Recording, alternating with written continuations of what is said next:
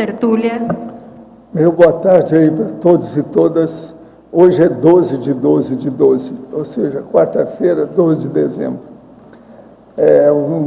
O número do verbete é 2506. Eu tenho 5 páginas, 46 logias e 21 máximas.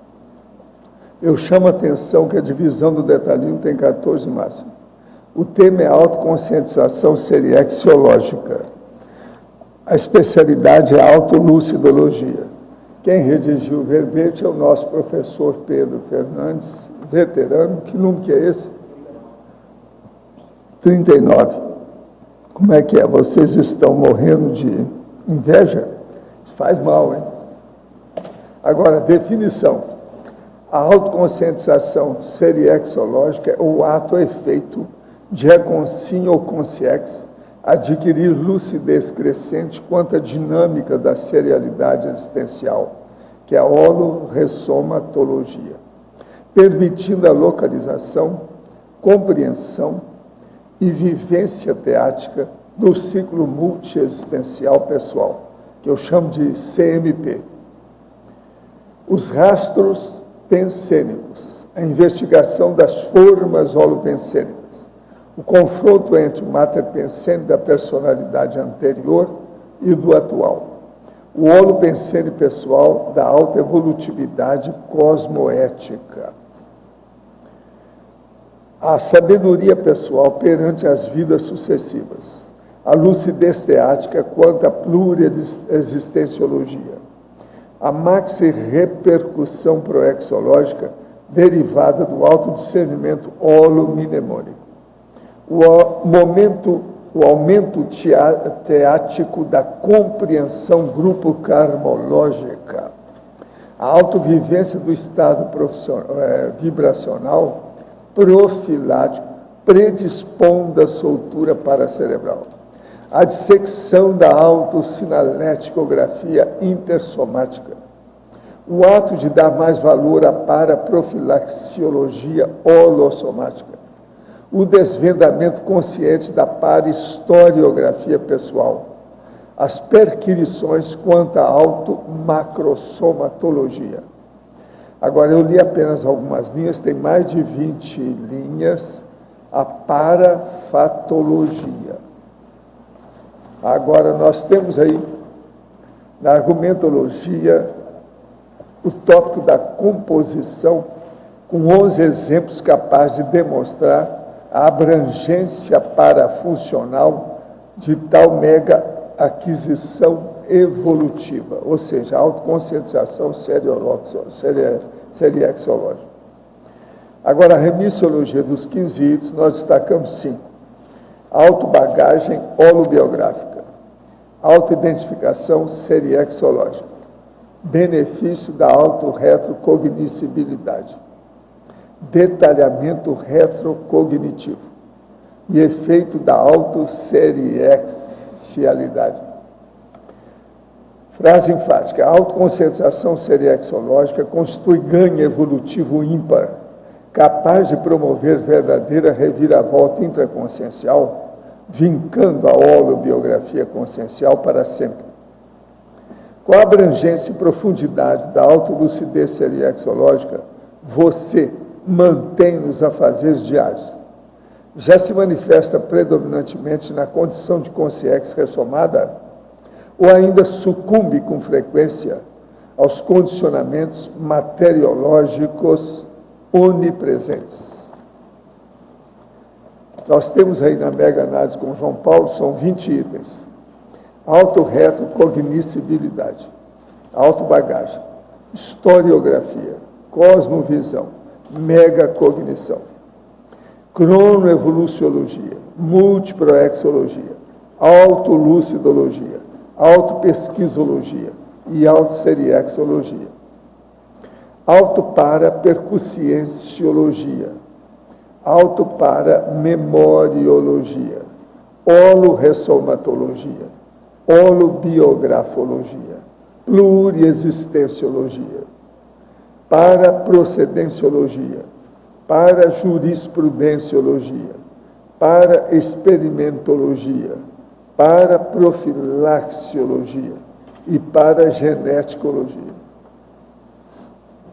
Agora, o verbete hoje do dicionário é anti-envelhecimentologia, o argumento é energossomatológico. Ele é só uma página e pouco, está fácil de ser entendido, só tem 35 itens básicos. Agora, nós temos aqui os questionamentos no verbete do DAC para a fisiologia, página 27.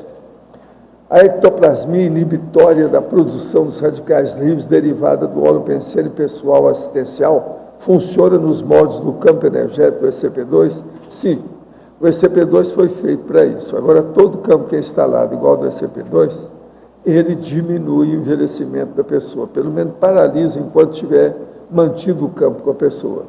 Nós fizemos experiência disso, inclusive com um grande médico, meu amigo, durante um dos meus ECP2. Agora, na energossomatologia, página 27 e 28, o equilíbrio no autodomínio das ICs é o falado caminho do meio, exposto por Confúcio há séculos, e é a linha mestra da escala evolutiva das consciências, até um certo ponto, sim. Pode entender por aí.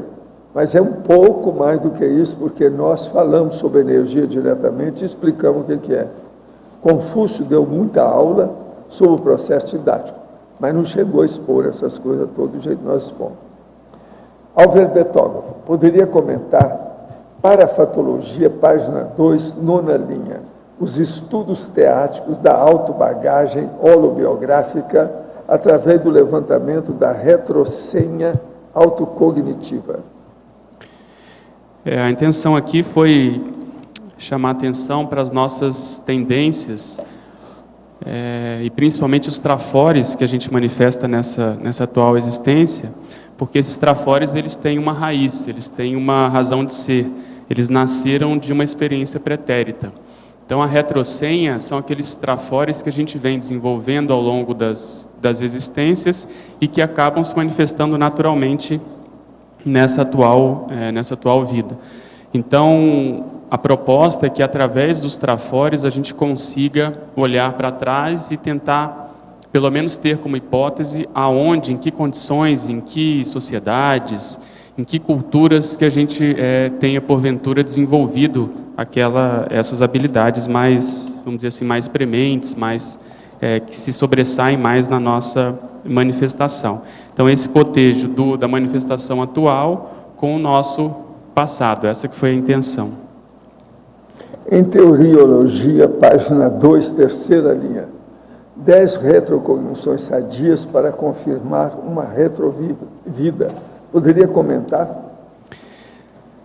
A proposta, essa é uma equação do próprio professor Valdo, o professor Wagner também comenta isso no livro dele, que para a gente poder confirmar determinada vida, nós temos que ter várias, vamos dizer assim, abordagens, vários insights, vários flashes, várias visões, para a gente poder tecer algum comentário mais fidedigno, mais verídico, para a gente poder ter uma certeza um pouco mais, vamos dizer assim, confirmada mesmo. Então 10 é no mínimo de uma mesma vida para que a gente possa vislumbrar a realidade daquele fato, daquele parafato, daquele parafenômeno. O que a gente reconhece que na prática, às vezes, não é tão simples, porque a pessoa pode ter flashes retrocognitivos de vidas diversas. Nós tivemos, ao que tudo indica, milhares de existências. Mas se houver um amparo, ou seja, uma consciência amparadora por trás, ajudando, instilando essas informações,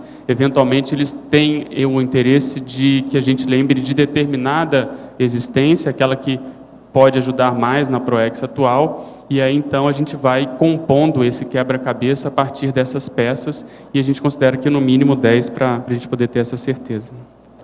O professor Pedro poderia comentar como seria a consim hipermnemônica?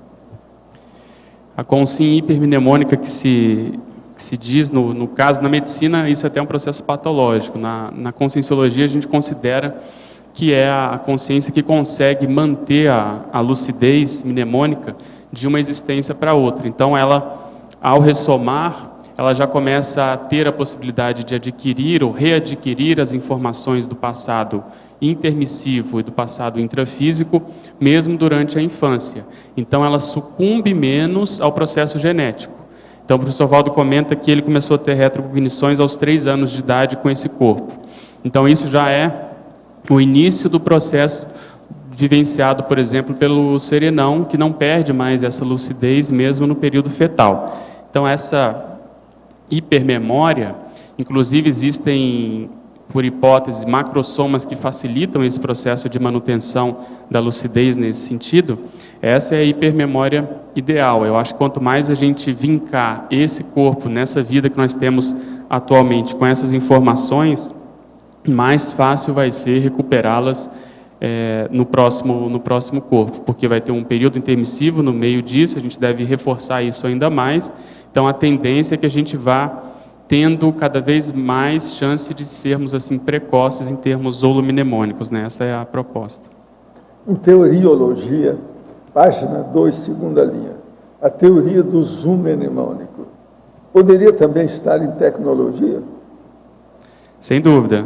Esse é um verbete da enciclopédia do professor Valdo. Eu sempre busco nessa sessão do detalhismo evocar esses verbetes que já passaram para justamente como uma técnica de zoom mnemônico ou de fixação mnemônica, para a gente ir aprofundando, aumentando a compreensão dessas verpons. E o zoom mnemônico é exatamente isso, é você fazer esse zoom daquela memória mais prioritária, mais relevante, aquela memória que se apresenta para a pessoa, pode ser de uma vida mais antiga, de uma retrovida, ou pode ser de um processo intermissivo, que muitas vezes é o mais prioritário para a nossa PROEX atual, né? Na parafatologia, página 2, linha 2, quais dicas nos dá para a realização da dissecção da autossinaléticografia intersomática? A dica assim, mais prática que eu dou é começar a anotar todas as parapercepções, aquelas que se apresentam de modo mais contundente para a pessoa.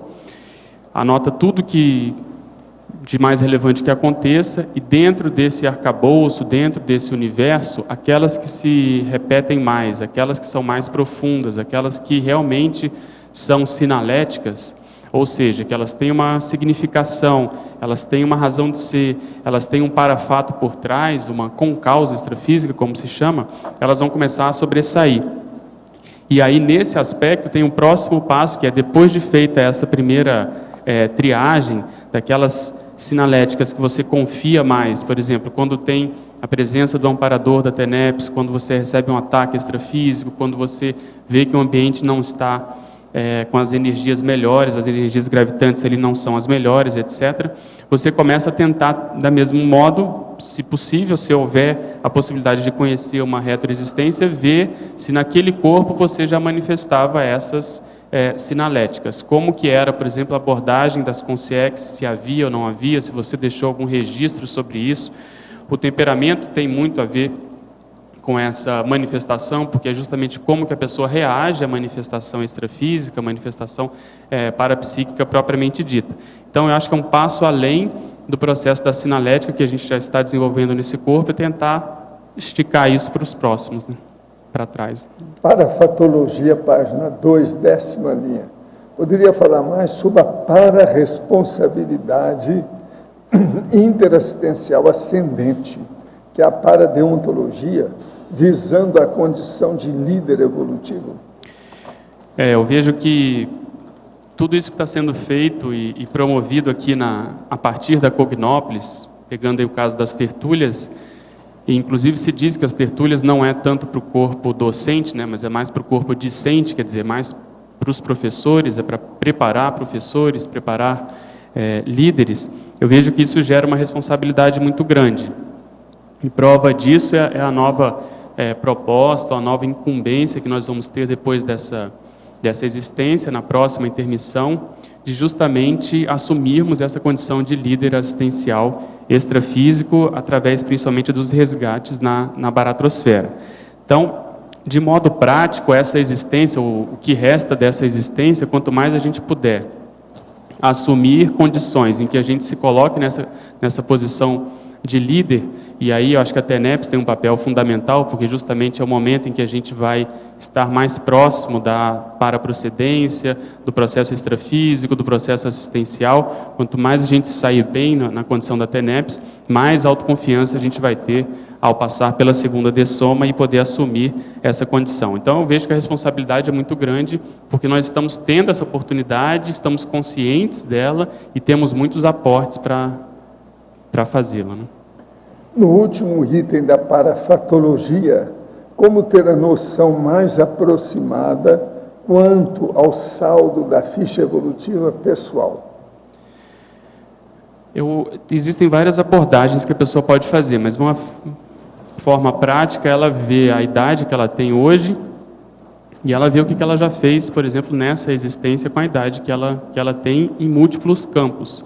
Então, em termos assistenciais, por exemplo, qual é o saldo? O que vai ficar? Ela já publicou algum livro, algum artigo de cunho libertário, algum verbete?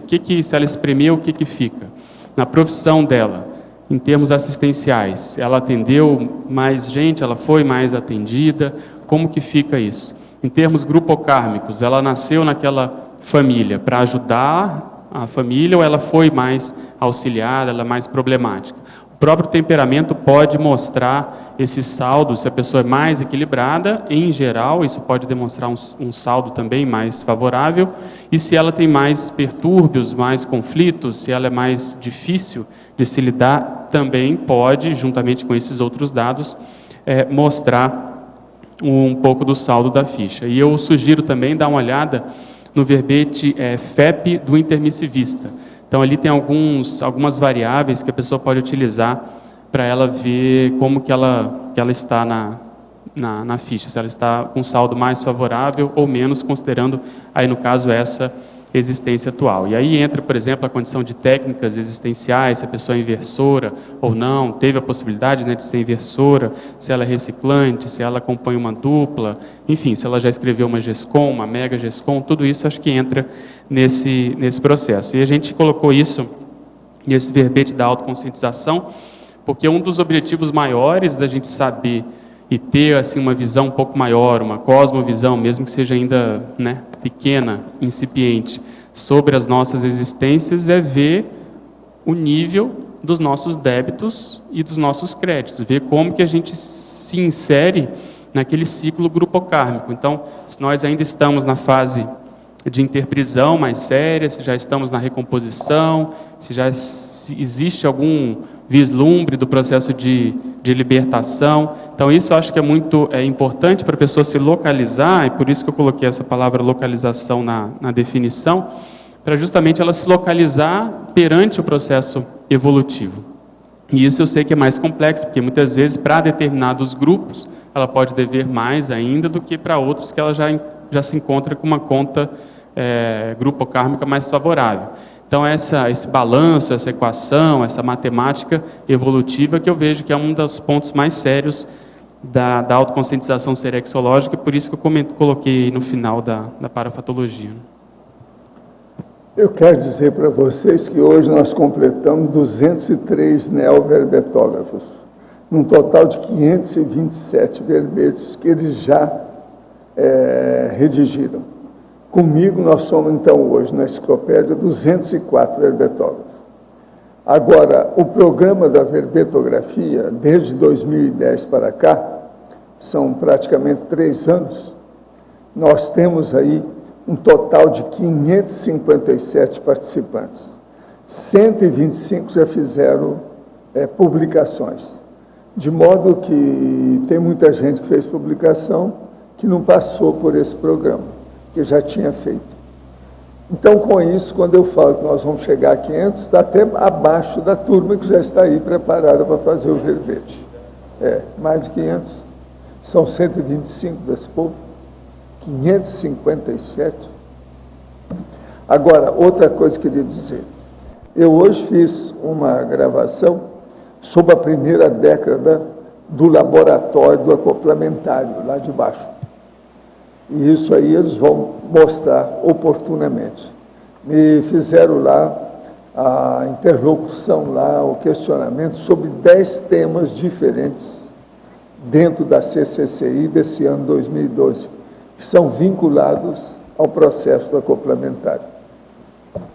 Agora, nós temos aqui, Gerald Klein é um hipnotista que afirma que a melhor coisa que se pode dar a um paciente é a sugestão de perdão deste para com alguém que esse tenha algum ressentimento, e que se o subconsciente do paciente realizar o perdão sincero, se sentirá liberto e que haverá um efeito dominó de libertação de ressentimentos.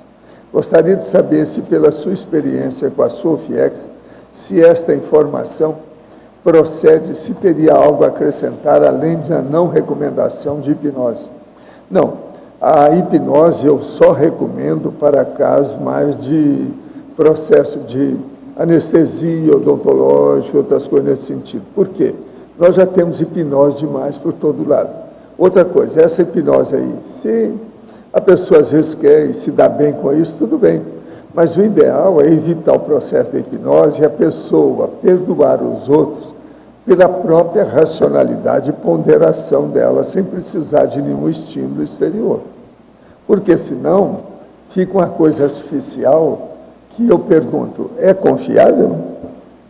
Eu acho difícil isso aí, ser confiável. Na hora do vamos ver, a pessoa volta com o processo do ressentimento dela. Então é coisa para se estudar. Gostaria de saber a opinião do senhor sobre o bruxo Aleister Crowley. Não, isso aqui eu já falei, essa pergunta é repetida. Eu já falei que ele era pirado, é processo da baratrosfera. Foi estudando o Aleister Crowley que o Paulo Coelho foi para o hospital psiquiátrico. Agora, Alveno Betógrafo, de que modo descobriu a sua personalidade anterior? Quais foram as ferramentas de pesquisa utilizadas? Viagens, leituras, biografias, para chegar ao veredito final? Não, o que aconteceu foi assim, de modo prático... Isso é a Juliana que está perguntando. Uhum. O que culminou nessa personalidade foi a partir de uma interlocução que o professor Val estava tendo com um amigo em comum, e ele suscitou o nome dessa personalidade e fez alguns comentários, assim como quem não quer nada, e aí eu fui estudar essa personalidade e vi que tinha muito a ver com os meus interesses, o meu temperamento, o meu jeito de ser. Isso foi mais ou menos no mês de outubro, e aí eu fiquei de outubro até dezembro fazendo essa pesquisa. Ora eu achava que tinha muito a ver, ora eu achava que eventualmente não, que eu estava forçando a barra, enfim, teve uma certa maturação. E depois a gente começou a achar que isso tinha, na realidade, a sua razão de ser. O professor Valdo ajudou, confirmou muitos aspectos, e então foi a partir disso. E aí, olhando para trás agora, isso foi a informação de modo prático. Para trás eu vejo que teve muita relação com um processo que eu considero um trinômio, que é a condição da INVEX, a TENEPS e o próprio epicentrismo. Então, a conclusão desses aspectos, por exemplo, em termos assistenciais, talvez seja o que permitiu a revelação dessa condição. Tudo é um produto do Zéfiro. Tudo é produto do Zéfiro, tá certo. Não é de hoje, né? Quais dicas daria para quem também esteja pesquisando ter sido alguma personalidade conhecida? Existem vários verbetes sobre isso. O que eu sugiro é você ir registrando e não deixar a ansiedade tomar conta, porque há uma tendência da gente querer já confirmar e querer, enfim, resolver esse problema. Então, quanto mais calma tiver, eu acho que os amparadores vão dando insights, vão dando informações. E outro aspecto que eu considero muito é olhar a vida pessoal, se a vida está mais assentada do ponto de vista financeiro, profissional, em termos de dupla, em termos de, por exemplo, radicação, vitalícia, tudo isso ajuda onde quer que a pessoa vá fazer a sua ProEx, ela está no local que ela realmente vai fazer. Isso ajuda porque essa informação mexe muito com a pessoa e com o grupo que está próximo dessa pessoa, porque há os estilhaços, né, as reverberações, há um processo intra e extrafísico que realmente movimenta. Então, esse aspecto paradoxal, até certo ponto, quer dizer, você olhar para a vida humana para poder acessar as retrovidas, eu acho ele fundamental, porque senão pode ocasionar uma desestruturação, né? Pode, às vezes a pessoa vê que ela precisa fazer certas coisas em termos de PROEX, que ela ainda não tem condições, ainda não tem infraestrutura.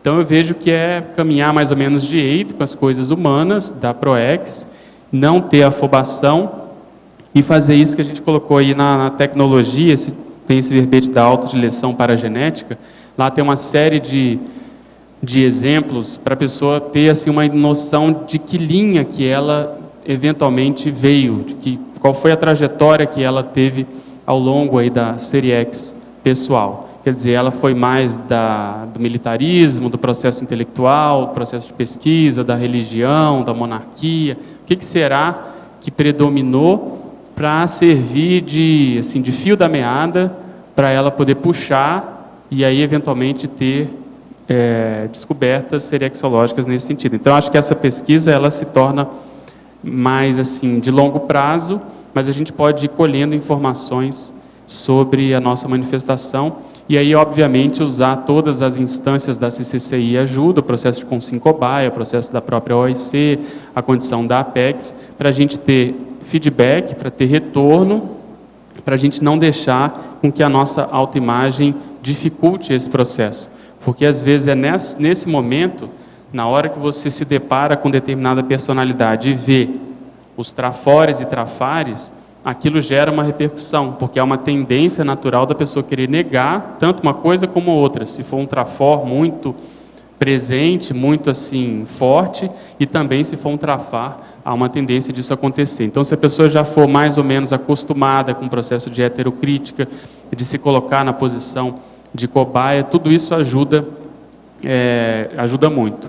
E o que eu acho mais fora de série nisso é porque, na realidade, todo esse trabalho, todo esse exercício, todo esse laboratório é o que a gente provavelmente deve ter feito no curso intermissivo, se não fez, deve fazer na próxima intermissão, ou seja, servir de cobaia para outras consciências que vão ressomar e para que a gente mesmo possa fazer um balanço da vida que acabou de findar, né, que acabou de terminar.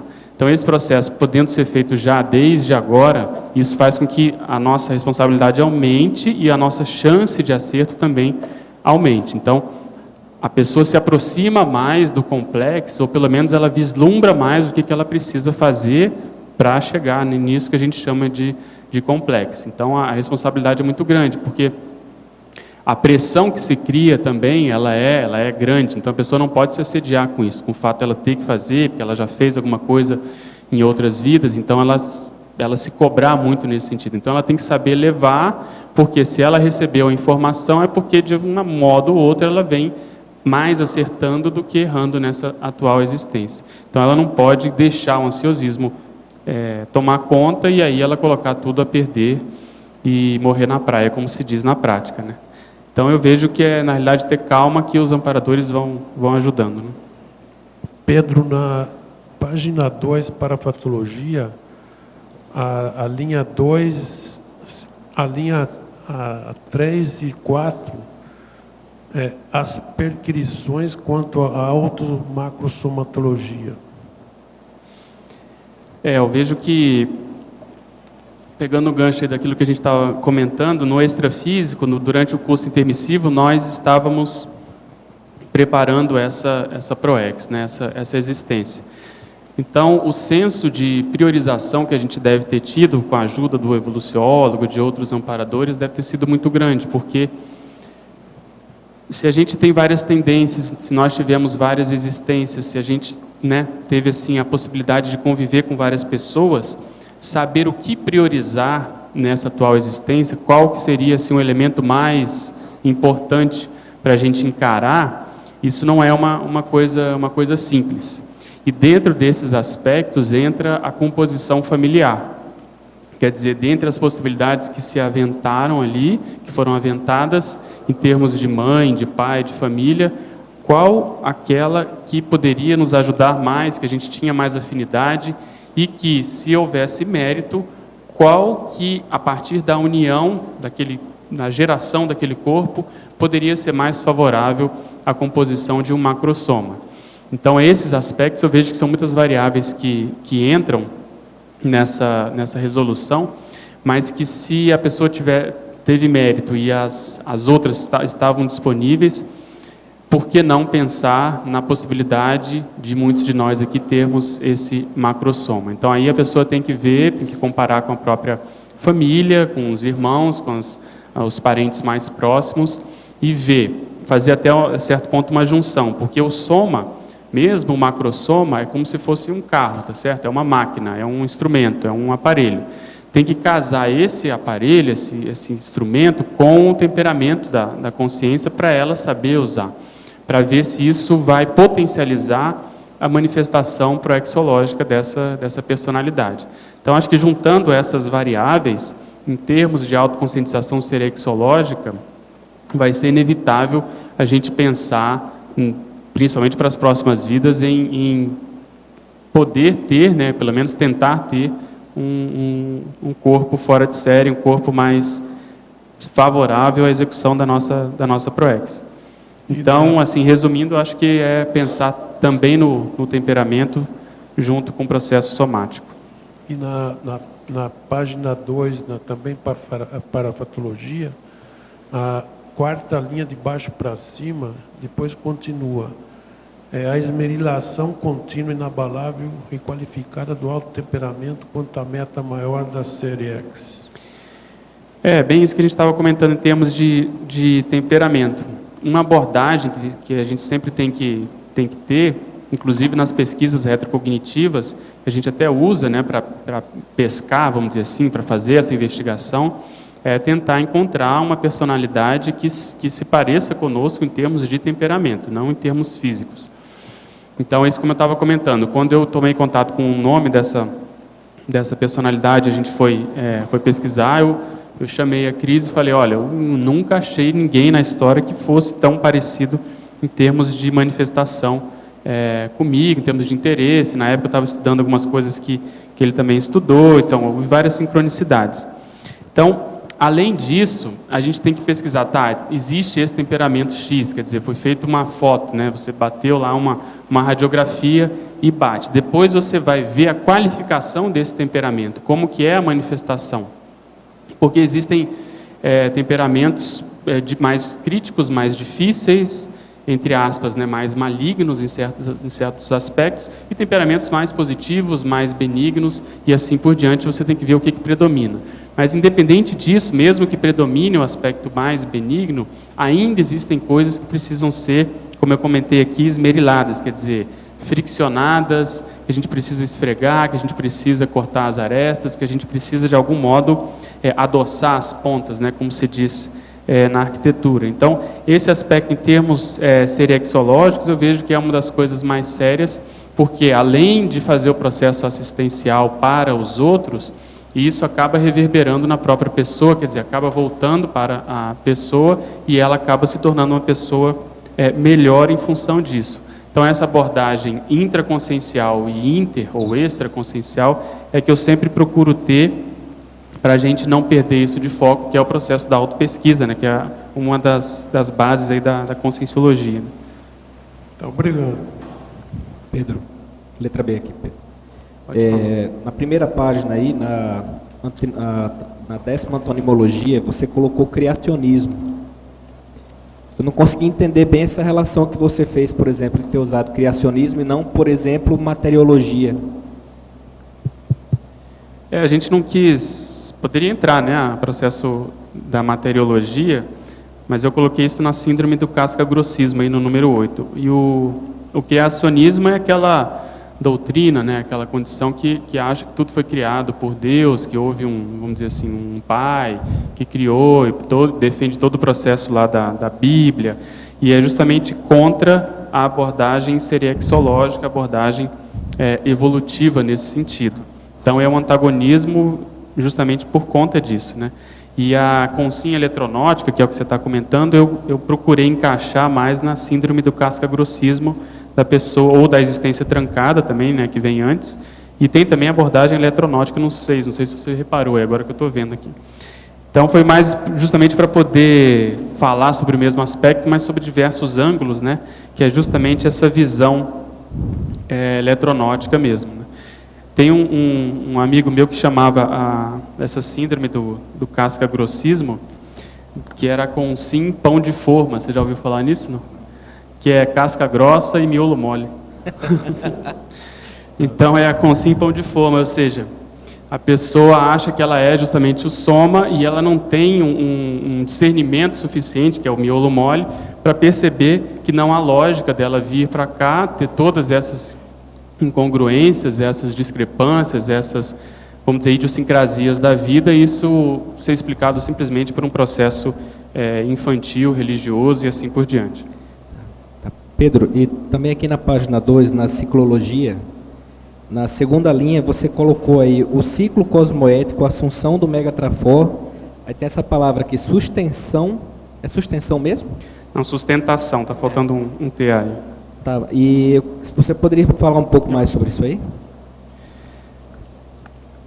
Sim, a proposta é que o Mater Pensene mais homeostático, ele seja o que existe por trás dele é justamente esse Megatrafor. Mas estudando esses aspectos, pelo menos no meu caso, que eu vejo e acompanhando, já existe mais de uma dúzia de casos, né, que a gente tem acompanhado aí na CCCI, uns mais próximos, outros mais distantes. O que a gente vê é que talvez predomine o fato da pessoa não estar manifestando ainda o Megatrafor, olhando para trás, né, olhando as retrovidas, olhando as possibilidades, os feitos que elas fizeram, ela ainda não manifesta o Megatrafor na totalidade. Então isso implica em dizer que o Mater Pensene dela ainda está, como é que eu poderia dizer, ainda não foi lapidado, ela ainda não disse totalmente ao que veio, ela está se manifestando, mas ainda em subnível. E quando essa realidade, ou essa para-realidade serexológica, ela se apresenta, ela se impõe, uma das primeiras conclusões é essa, é que existe um gap entre a potencialidade, entre aquilo que a pessoa já fez em determinada área e aquilo que ela vem fazendo. E aí tem muitas variáveis envolvidas nisso, porque às vezes a pessoa está se dedicando a uma área que ela não se dedicou antes, às vezes a qualidade da informação que ela está lidando hoje é maior, é melhor, mas o fato em termos assim egóicos, né, egológicos, egokármicos, é que existe ali uma gordura para ser queimada. Isso pode ser em função de uma subestimação, pode ser em função dela se nivelar por baixo, dela se comparar com a média, que normalmente é medíocre mesmo, é um processo inferior, e ela acaba se contentando com um pouco. Então eu acho que para a gente realmente expressar a nossa personalidade paragenética, vamos chamar assim, aquilo que realmente nós somos, principalmente quem já tem essa possibilidade de vislumbrar um pouquinho, e sempre chamando a atenção que também não é nada demais, a pessoa alargou um pouco a visão, porque ela sabe de uma existência que eu reconheço que é muita coisa, mas também existem várias outras por trás disso. Mas que se já há essa possibilidade, ela ainda não consegue fazer essa colimação, né, entre esse Megatrafor e o processo do Mater Pensene, ainda existe esse subnível, então ela ainda precisa trabalhar muito, e talvez uma das razões de ser dessas revelações ou dos amparadores abrirem um jogo para essas pessoas, personalidades, é justamente isso, é que ela ainda está muito aquém do que ela poderia produzir.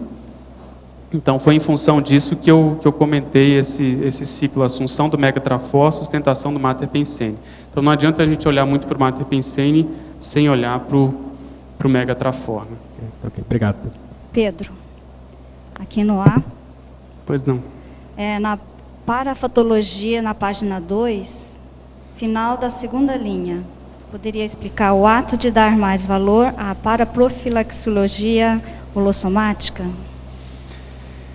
O que a gente quis chamar a atenção é justamente, tem relação com isso que a gente comentou de levar de eito, porque a conscienciologia, ela querendo ou não, ela em si ela já é cosmovisiológica.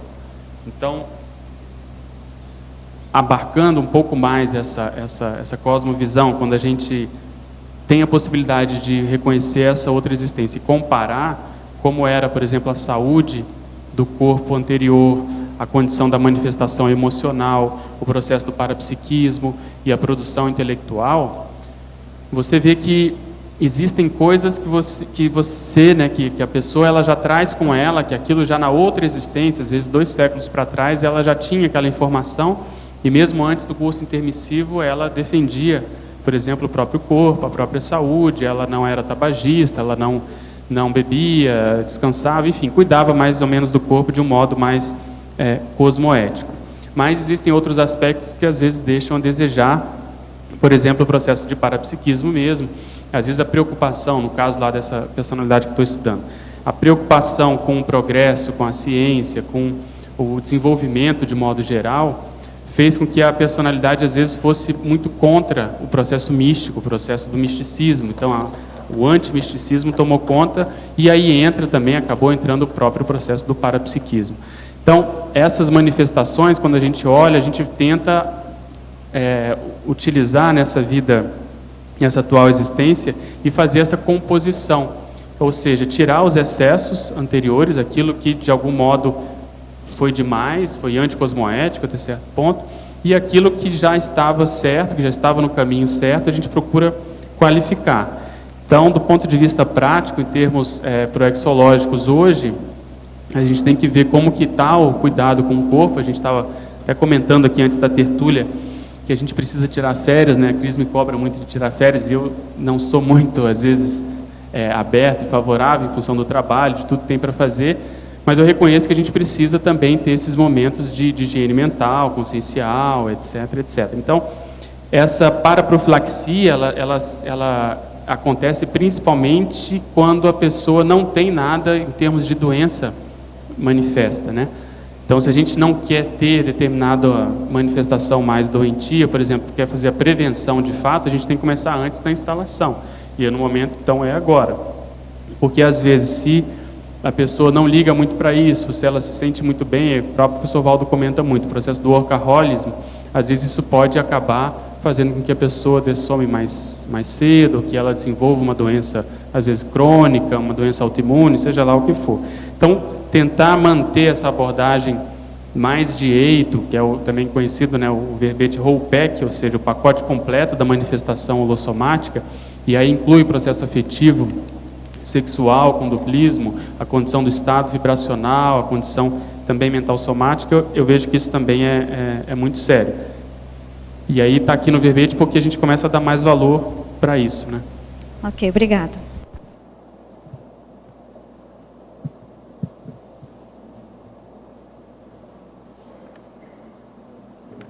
Página 2, na parafatologia, é a 5ª linha de baixo para cima. Você poderia falar sobre a autocalibragem da bússola intraconsciencial através da paraexperimentologia? Sim, eu acho que uma das formas aí que eu estou chamando de calibragem da bússola é a gente tentar eliminar os pontos cegos e principalmente aquela autoimagem distorcida. Então, quando a gente tem a possibilidade de fazer essa comparação, né, com outro ego, isso fica muito mais prático, é óbvio. Você se vê de fora, aquilo já passou, o que foi, então você deixou várias coisas escritas, poderia ter feito outras coisas, mas não interessa. Então, aquilo te dá um nível de realismo muito grande. Então, esse realismo é que tem a possibilidade de fazer essa calibragem da bússola.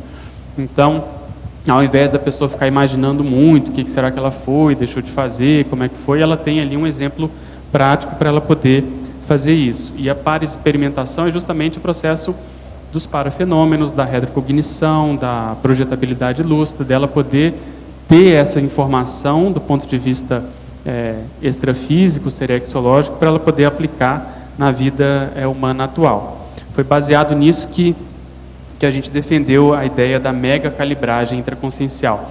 Ou seja, a hipótese é, quanto mais a gente vai conhecendo a nossa história, as nossas vidas, quanto maior for essa cosmovisão serexológica, mais forte vai ser essa bússola, mais o ponteiro vai estar acertado nessa bússola. Então, mais a pessoa sabe dos potenciais, né, dos trafores, dos trafais também, daquilo que falta para ela em termos de experiência. Então, talvez lá o serenão, a pré-CL, seja quem tenha essa totalidade de manifestação, né, ou essa cosmovisão maior das manifestações pessoais.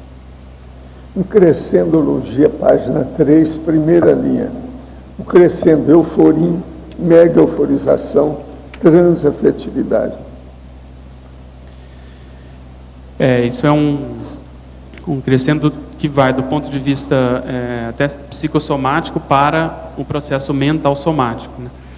Então, essas manifestações, quando a gente começa, eu acho que o que está por trás disso é o processo de cognição, quando a gente vai adquirindo mais cognição evolutiva, ou chamada paracognição, você vai compreendendo mais como que se dá o processo evolutivo, em termos até de série X, a gente colocou aí da parajurisprudência também, quais são as leis que regem esse processo.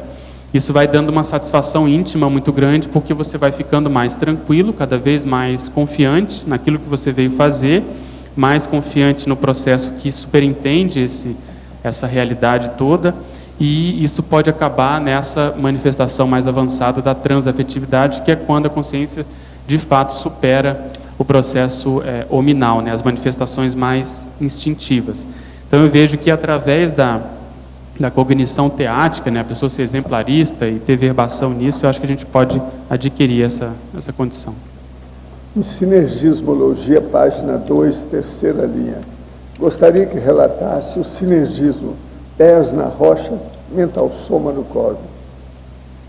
Essa é uma máxima, talvez uma das mais antigas, né, da Conscienciologia. O professor Valdo falava muito isso no início do Instituto, e que aqui nas pesquisas retrocognitivas eu acho que elas se impõem cada vez mais, porque nós temos que ter a visão prática do dia a dia hoje, que é isso que são os pés na rocha, quer dizer, quais são as demandas proexológicas atuais, as carências que nós temos que ajudar a sanar aqui em termos intrafísicos, em termos de cognópolis, em termos de ICs, e não adianta a gente ficar querendo fazer algo que às vezes não é o momento, ou só porque a gente fez, ou só porque a gente gostaria. Tem que ter toda essa inteligência contextual. E ao mesmo tempo isso não pode nos privar de termos ideias novas, ideias mais avançadas, de fazermos elucubrações cosmoéticas acerca dessa realidade mesmo. Então por isso que a gente resolveu inserir esse... O item essência na página 4. A partir de que idade começou a verificar a essência da sua consciência multiexistencial? Nessa existência eu tive muito, que eu considero de muitos aportes parapsíquicos, porque desde criança que eu vivenciava projeções lúcidas. No início eu não entendia muito bem o que era. Eu me lembro conversando com a minha mãe se a gente poderia assumir outra identidade quando a gente dormia, que eu me considerava outra pessoa, mais adulto, enfim, falando sério e tal. Mas aquilo eu não conseguia compreender bem aquela realidade, até que teve uma projeção mais marcante que fixou na minha infância, e lá depois, na adolescência, quando eu tive a primeira projeção lúcida, eu lembrei dessa projeção, e que na época eu pude ver um programa na televisão, que era aquele Acredite Se Quiser, e que lá mostrava uma pessoa que se dizia poder sair do corpo e ver o que tinha no quarto ao lado, com os números, os livros. E aquilo me fixou bastante. Então, quando eu tive a primeira projeção lúcida já na adolescência, eu mais ou menos tinha informação do que estava acontecendo. E aí, na escola, eu tinha um colega que também vivenciava isso, que inclusive hoje está aqui em Foz do Iguaçu, está no curso SCP-2. Ele também tinha isso, ele tinha a bibliografia, ele tinha o livro Projeções da Consciência, do professor Valdo. E aí eu li aquilo, enfim, entendi o que estava acontecendo. Alguns meses depois houve o Congresso Brasileiro de Projeciologia em Brasília, e eu me tornei voluntário, enfim. Eu acho que eu fui muito ajudado nesse aspecto, em termos de aportes parapsíquicos, o que, se eu for comparar com a minha última existência, não foi tanto assim, né? Foram outros aportes que ocorreram, né? Professor, como encaminhar alguma consciex quando o EV não funciona? Olha, aí você confia nos amparadores e insiste no EV. Sem EV a situação não vai, você tem que confiar para aumentar também a sua segurança, a sua autodefesa. Quanto tempo precisamos ficar com a consciex na psicosfera para fazer assistência? Aí depende de cada caso, e a situação como é, o próprio amparador ajuda a dar a indicação, inspira a pessoa. O que é de fato o encaminhamento? O encaminhamento é você dar para os amparadores para eles levarem a consciência para onde precisa. Mas isso não quer dizer que você ficou livre dela, não. Pode ser que você precise voltar, porque às vezes quem tem mais rapport, quem tem mais afinidade, empatia com ela é você. E às vezes é necessário que suas energias de bicho, quer dizer, de animal humano, precisa lá no caso. Então isso tudo é possível continuar depois. Agora, quem faz é o amparador ou a consciência? Geralmente o encaminhamento é feito pelo amparador. A gente predispõe o processo e aquilo acontece. Porque ela vai receber essa consciência, vai receber uma assistência num nível maior de outras consciências para encaminhá-la, para ela adquirir mais lucidez e também o caminho certo. De que modo o senhor explica a predisposição por determinado curso? No meu caso, o ECP1, cada vez que participo, me sinto em casa. Olha, aí é um processo da necessidade daquele momento evolutivo da pessoa. Se o curso, às vezes, está versando ou atingindo aquelas necessidades, aquilo satisfaz o processo da pessoa. Isso varia muito. O ECP1 foi feito para dar a encruzilhada da pessoa para ver se ela faz ou não o ECP2. Então, ele é um turning point dentro do processo, uma virada, uma encruzilhada. De modo que é importante, se você gosta disso, você precisa ver qual é a renovação, qual é a reciclagem que o curso imprime em você. Precisa ver o quê? Isso é sério. O verbetólogo falou sobre uma foto. Não entendi direito. Por acaso, as semelhanças físicas dessa vida com as vidas anteriores são semelhantes? Por acaso, sim, tem alguma semelhança, mas isso não é, vamos dizer assim, muito fidedigno, né? Você não pode partir daí. Isso aí, se tiver, bem, se não tiver, também não quer dizer nada. Então, a questão toda que às vezes marca, que fixa, que a gente já viu, além do meu caso, outros casos, pelo menos uns 3 que eu estou lembrando aqui, é o processo do semblante, né? Do senho, dos olhos, da visão. Isso aí, às vezes, permanece de um corpo para outro, você consegue, né? Fazendo ali uma comparação, você consegue enxergar um no outro. Mas isso não é muito confiável, não. No verbete do DAC, página 27, poderia comentar o item mega euforizaciologia?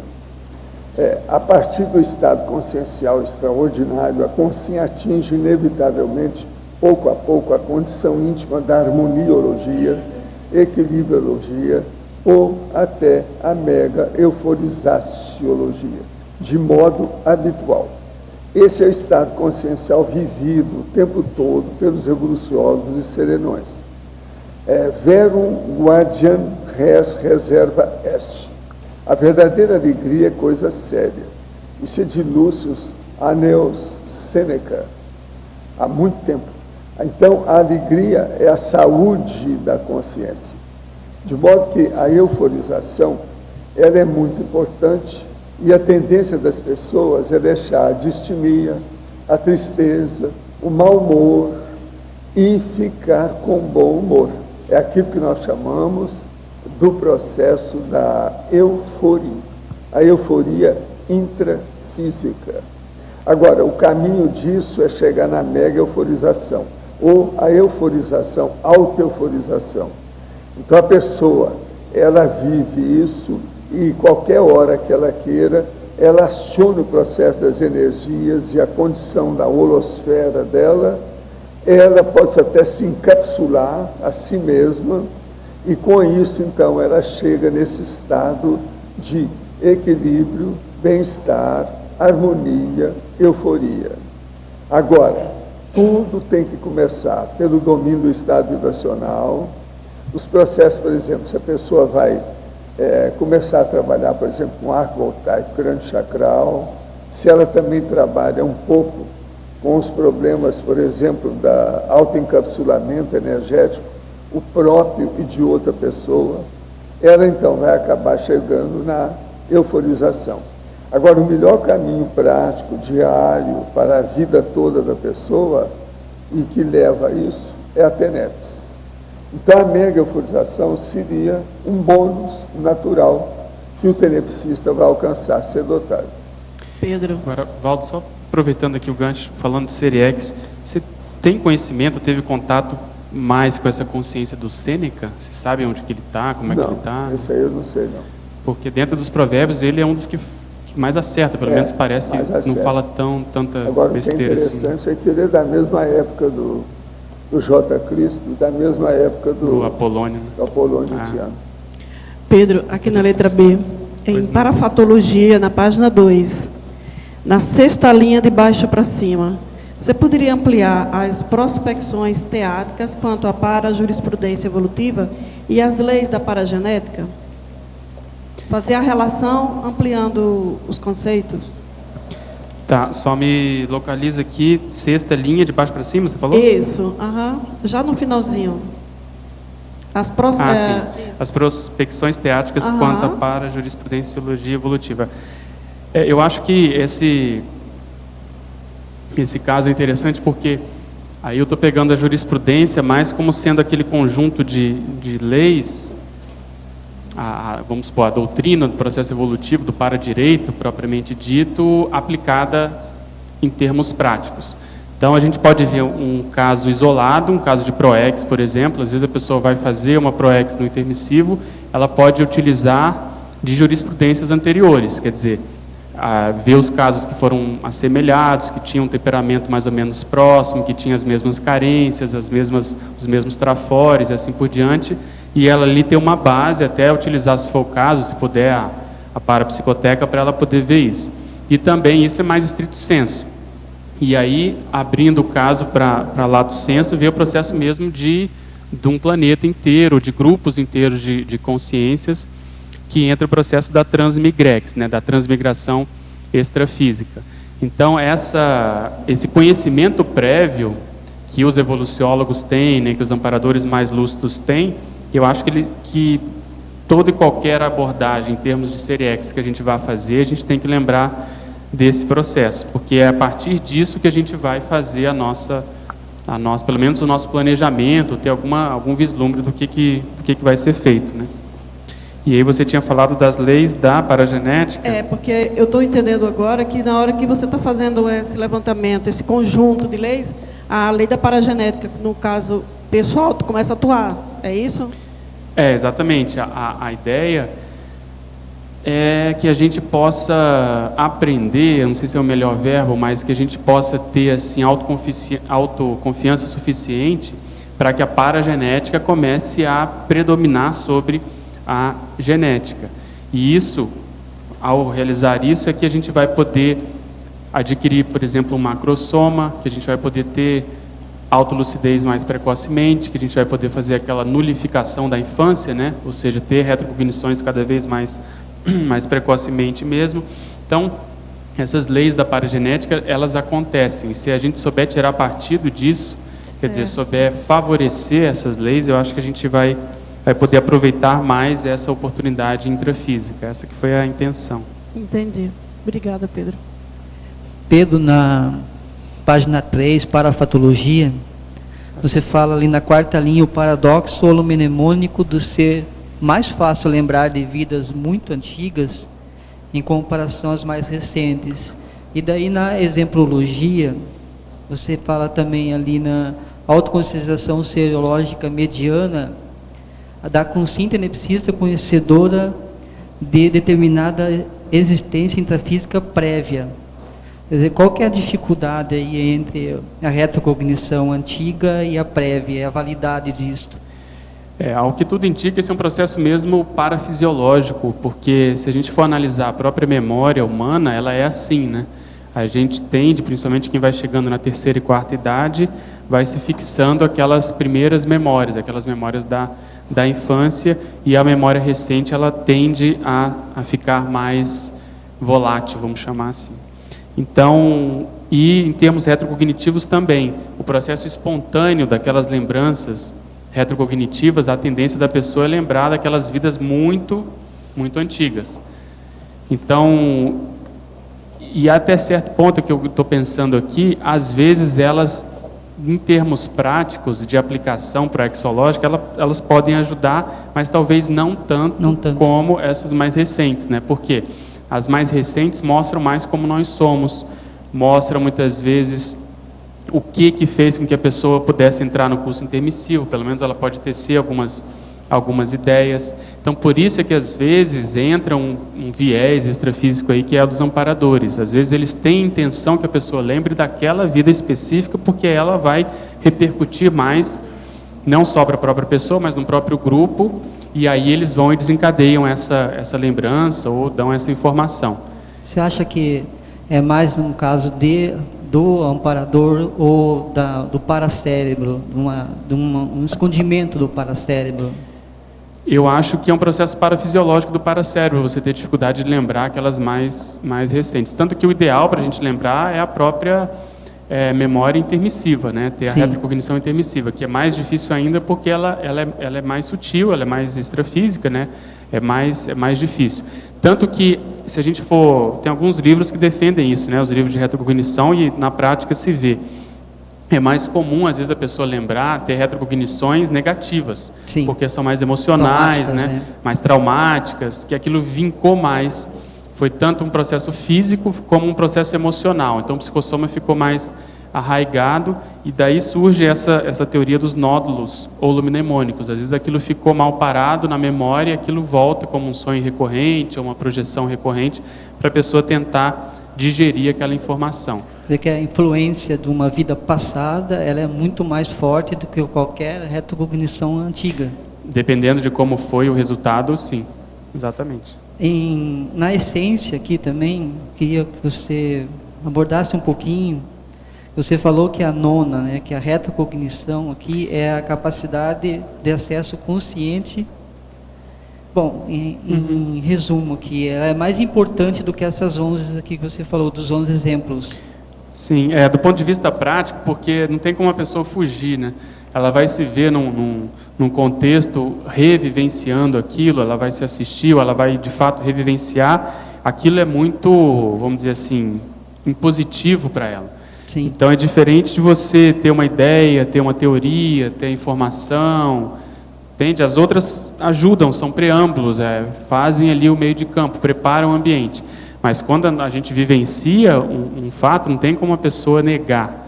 Então eu acho que esse processo da autoexperimentação, que se a gente considerar a descrenciologia, ele é mais imperativo. Eu acho que ele mexe mais com a consciência, e por isso que eu coloquei essa frase enfática aí de reviravolta intraconsciencial, quer dizer, a pessoa não pode negar para ela mesma, né? Quando ela vivencia, não adianta tapar o sol com a peneira.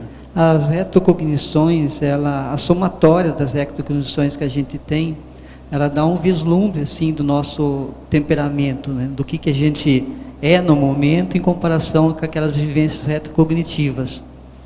Você acha que a retrocognição ajuda nessa questão da mudança do nosso temperamento através dessas vivências? Eu acho que sim. Eu acho que, independente do nível dessas retrocognições, mas aquelas autênticas, aquelas que de fato acontecem, sim, principalmente se forem amparadas, né, elas vão mexer com o temperamento, porque a pessoa não vai ter como ela negar aquela realidade se ela estiver se vendo ao cometer um erro, por exemplo, se estiver dentro de um contexto que ela de fato errou, ela vai ser a primeira a reconhecer em função daquela mensagem que vai, né, se impor para ela. Então, eu até escrevi um verbete que eu mandei essa semana, que eu fiz um cotejo da TENEPS com a retrocognição. E dependendo do caso, a retrocognição pode ser um processo terapêutico mesmo, né? Sim. Eu chamo lá de retrocognicioterapia, alguma coisa assim, dependendo do caso. Como conduta, às vezes, exceção, ela vem e acalma, tira aquele conflito, a pessoa compreende por que ela tinha aquela idiosincrasia, aquela fobia, aquela condição mais difícil. Ok, Pedro, obrigado. Obrigado. Professor, 12 de 12 de 12 tem algum significado especial multidimensional? Não. A única coisa especial é o seguinte: esse é o último dia deste século que permite bater o dia, o mês e o ano. Por quê? O ano só tem 12 meses, então esse é o último. Aproveita até meia-noite. Agora é 1h30 da manhã. Então, 1h30 da tarde. Você tem ainda para aproveitar. É o último dia deste século. Ano que vem não dá, é 13, não tem 13 do 13 do 13, não tem. Só tem até o 12. Agora, já aconteceram 11 aí para trás. Esse é o 12º. De modo que aproveita, porque como disse o Arlindo em Foz do Iguaçu, é o chique do último. Esse aí é o chique do último, tá certo? Álvaro Bertoga, a técnica de regressão a vidas passadas por hipnose seria a abordagem mais eficaz para ter certeza sobre as vivências passadas e catalisar essa descoberta? Não, eu acho que não. Como a gente comentou, o processo de você mexer com a memória vamos dizer, até certo ponto é uma faca de dois gumes. Você tem que ir com calma, porque existem tanto memórias mais saudáveis, positivas e homeostáticas, como aquelas mais traumáticas. Hoje de manhã, para a gente pegar aqui um gancho, um colega comentou que uma parente foi conhecer a Europa, já era adulta, foi lá visitar a Europa e lá ela teve um surto e voltou esquizofrênica, quer dizer, nunca mais teve ali a normalidade das manifestações. E isso às vezes acontece porque a pessoa volta naquele país que às vezes não tem uma fórmula holopensênica positiva, ela às vezes fez besteira ali com as pessoas, os assediadores reconhecem aquela pessoa e acabam promovendo essa dificuldade. Então você mexer com o processo de memória, ainda mais induzida, com hipnose, seja lá com a técnica que for, eu acho muito periclitante. Obviamente que existem casos que dão certo, a pessoa se sente bem, mas você também poder confiar nisso é mais complicado do que aquelas manifestações espontâneas ou amparadas, quer dizer, com um paraterapeuta, com um amparador técnico promovendo essa condição. Professor, poderia falar a respeito de Hércules Galó? Suas vidas passadas e a sua energia ainda está presente nos locais onde ele viveu? Olha, existe o processo da forma holopensênica. Isso, às vezes, mantém as energias gravitantes da pessoa. E o Hércules tudo indica que ele tem essa relação, que ele é muito forte em matéria de energia. Então, ele consegue, inclusive, se manifestar nesses locais que ele criou, que ele construiu, que ele indicou, que ele juntou. Então, isso tudo é possível. No livro Dinâmicas Parapsíquicas, o professor Pedro deu um depoimento sobre sua participação na dinâmica do energoduto interassistencial, falando sobre projeção das parapercepções do frontochakra e das possibilidades de pesquisas conscienciais envolvendo o binômio clarividência-ectoplasma. Poderia falar mais sobre esses assuntos? Nesse caso ali eu fiz um relato de uma manifestação, e eu sempre falo que esse curso do professor Moacir, no caso, o curso da desperticidade, foi o curso que eu mais tive extrapolacionismo, né? Em função lá do contexto, da dinâmica que ele coloca, desse energoduto, que eu acho fora de série, e acaba potencializando a ectoplasmia. Então, lá no caso, o que eu percebi foi a possibilidade de ver de fora, eu senti como se fosse uma coisa saindo aqui da minha testa, da glabela, como a gente fala, do meio dos olhos, como se fosse um periscópio, e ele voltava para onde eu estava deitado, e ali eu via o campo instalado, o campo de ectoplasmia, e como se fosse feito de várias coisas entrelaçadas, assim, como se estivesse podendo ver a microestrutura ali da energia. Então, a partir disso, eu comecei a tecer várias hipóteses de pesquisa do que a gente não poderia investigar se a gente tivesse um domínio maior do parapsiquismo, principalmente do processo de clarividência, né? Quer dizer, utilizar mais esses campos para fazer pesquisa. E até estou lembrando aqui que nesse CP2 que eu comentei, o professor Hernandes Leite, que é quem está epicentrando essas pesquisas de ectoplasmia, ele está servindo, está passando na condição de cobaia, e alguns pesquisadores estão lá aferindo algumas variáveis fisiológicas para que a gente possa justamente tecer algumas considerações, correlações, enfim, estabelecer alguns cotejos entre a ectoplasmia e a manifestação do próprio soma, né, da fisiologia do soma. Ao verbetógrafo, como é possível aferir uma retrocognição que me dê certeza da Seriex? É pelo número de vezes ou isso é apenas para dar um tom científico? Eu acho que as duas coisas. Às vezes uma retrocognição, como a gente, não sei se foi nesse verbete que a gente colocou, mas se ela vem em bloco, dependendo de como ela é desencadeada, ela às vezes arrasa quarteirão, ela cala a boca, a pessoa não precisa de mais nada, ela vai simplesmente entender a mensagem e vai correr atrás do que ela precisa fazer. Mas, em geral, não é assim que acontece. Ela precisa ir acumulando experiências, até porque isso é pedagógico, isso vai preparando a pessoa para ela ir entendendo vamos dizer, a abrangência daquela manifestação.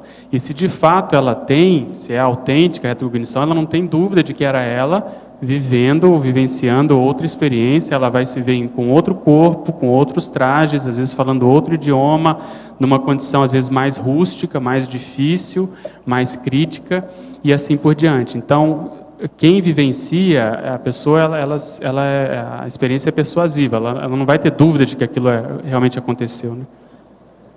Na ciclologia, página 2, primeira linha, poderia abordar a paralógica envolvida no ciclo ressomas, dessomas? A gente quis chamar atenção aqui, porque há uma razão de ser, né, nesse processo do ciclo multiexistencial pessoal. Principalmente quando a consciência se torna mais lúcida, que é o que o professor Valdo denominou de ciclo da atividade. Então, quando a pessoa começa a adentrar esse ciclo multiexistencial da atividade, ela começa a procurar seguir a lógica extrafísica, a lógica do maximecanismo, a lógica da necessidade interassistencial. Então, é isso que vai reger o processo evolutivo da própria personalidade, porque, na realidade, ela está ali em função, se colocando na condição de mini-peça, em função de um trabalho maior. Então, é isso que a gente quis chamar a atenção. Agora, independente disso, mesmo as consciências menos lúcidas, aquelas que estão dessomando e ressomando, assim, de cambulhada, existe uma razão de ser, pelo fato de ela nascer naquela família, naquela cidade, naquele país, tudo tem a sua lógica, porque os afins se atraem. Então, mesmo nesse aspecto, a gente pode aplicar essa definição, né? Na interaciologia, página 3, final da primeira linha, poderia relatar a interação, a autoconscientização seriexológica, megacalibragem intraconsciencial. A gente comentou en passant, essa megacalibragem é tudo que a gente puder fazer para calibrar o nosso ponteiro da bússola.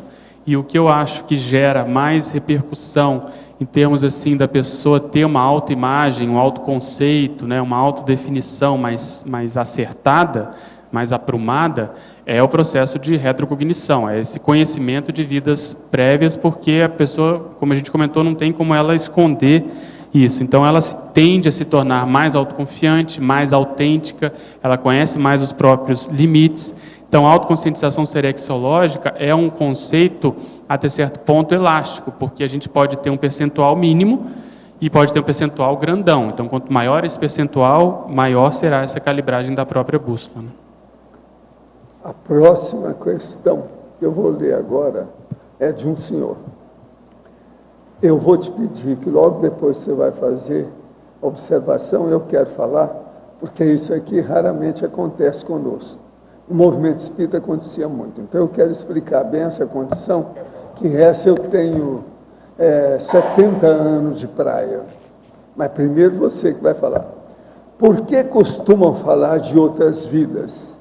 Vi isso também no centro espírita, se a vida é a mesma. Até certo ponto você tem razão. É uma vida única, é o que a gente chama de serialidade existencial. A pessoa vem, ela tem uma existência e ela vai tendo ciclos numa dimensão e na outra. Então, isso aí, sob esse aspecto, eu acho que tem sua razão de ser. Mas, assim, didaticamente, pedagogicamente, eu acho que a gente tem que fixar o processo intrafísico, porque ele gera mais repercussão, né, na nossa ficha. Agora já posso falar? Isso aí é um caso típico que eu examinei dezenas, que é o chamado paracomplexo de inferioridade. Agora, esse paracomplexo, ele atinge o processo evolutivo da pessoa e, geralmente, ela tem algum problema nessa vida e ela não quer saber das outras. Está entendendo? Agora, pode ser, às vezes, porque ela está envolvida nessa vida demais, ou, às vezes, ela tem alguma lembrança que ela quer ocultar. O quarto escuro que você Que é chama. o quarto escuro, aquilo que a gente fala. Agora, veja, esse caso desse nosso amigo, e geralmente isso ocorre com o homem. Eu vi dezenas de casos disso. Agora, eu sempre chamei isso. Depois de 1950, 60, a gente chamava o caso mesmo claramente de paracomplexo de inferioridade. Porque a pessoa tem alguma coisa que a seriexologia, a reencarnação, falar em vidas sucessivas, metem psicose, qualquer coisa nesse sentido, de várias vidas pretéritas ou prévias, incomoda a pessoa. Se a abordagem dele é essa, dizendo que não, só tem uma vida, é isso ele aí. quer dizer que é a mesma. Mesma é a vovozinha. Não tem nada igual, é totalmente diferente. Outra coisa, vocês que fizeram o curso intermissivo, não tem nada que ver essa vida, vocês nunca tiveram, devido ao curso intermissivo, uma vida com tanta chance, tanta oportunidade, tanta abertura evolutiva como essa. Sem dúvida. Então, por exemplo, ele está totalmente por fora com essa pergunta. Isso aí mostra uma ignorância absoluta do processo de casca grossismo. Total. Agora, eu não estou falando o nome dele, não tem nada, por isso que eu estou pedindo atenção para falar. Aqui eu acho que nesses 10 anos de tertúlia, foi a segunda vez que alguém falou. Agora, muita gente pensa e não fala. Você está entendendo? Para não se expor. Agora, às vezes eles vêm e falam para mim. Então, além desse que já aconteceu aqui há alguns anos, que falou assim publicamente, muita gente já me falou pessoalmente, do jeito que atingiu hoje várias pessoas lá na quarta-feira. Entende? Então, esse processo de paracomplexo de inferioridade agora, eu acho que é um recalque.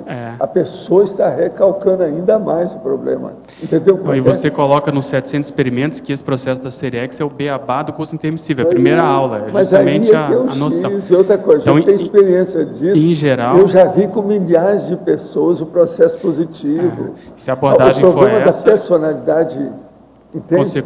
consecutiva. Como é que é isso? A personalidade consecutiva nada mais é do que uma personalidade retrospectiva. Tá certo? Agora, veja, eles não querem saber disso. Eu já falo consecutiva, que é para mostrar que a personalidade continua. Mas agora, por exemplo, no caso dele, deve ter alguma coisa braba por trás. É bom você aí, meu amigo, examinar bem isso. Tem algum boi na linha nessa história muito séria. Outra coisa, vocês sabem que esse processo de vida sucessiva e reencarnação, mais da metade da população da Terra inteira admite isso. Mais que 51%. Então, quando uma pessoa, ela não só não admite, ou ela cria um problema, porque aquilo você vê. Olha bem a pergunta. Por que costumam falar de outras vidas?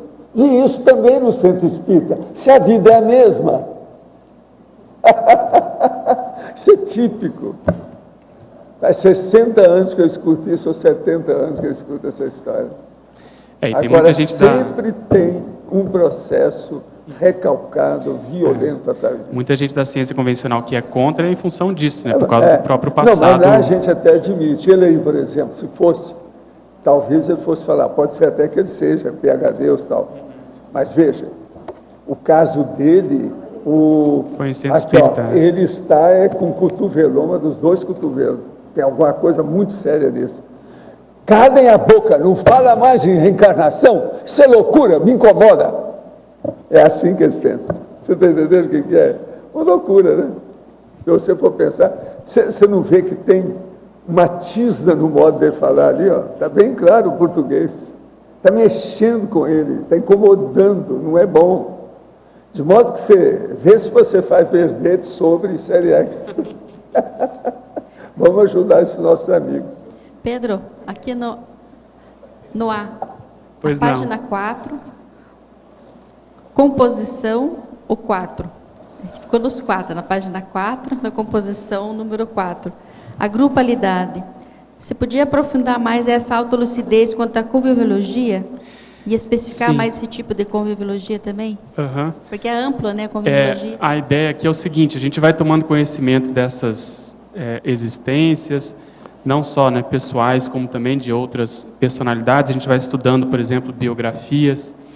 A gente vai analisando que sempre a personalidade, por mais isolada que ela esteja, ela sempre tem que conviver com alguém, né? Sim. Mesmo com a família, com os pais, a mãe que gerou aquele corpo, etc. Então, a qualidade dessa manifestação conviviológica vai pesar na balança do ponto de vista seriexológico. Sim. Então, é por isso que a gente comentou, não adianta só a gente saber quem que nós fomos, o que nós fizemos. Tem que avaliar também como que era a relação pessoal com os outros, com um processo de grupo.